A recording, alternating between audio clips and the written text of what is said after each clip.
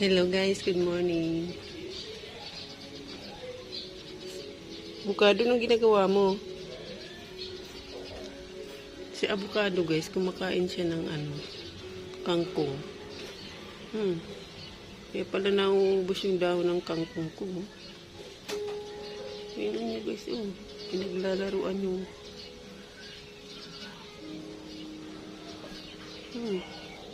Sa halaman pa talaga siya. Wala na. Sira na yung halaman ko. Bukado. Ikaw pala yung taga-sira dyan ng halaman ko Kaya pala ganyan yung halaman ko Tingnan mo kung. Kumakain siya kangkong.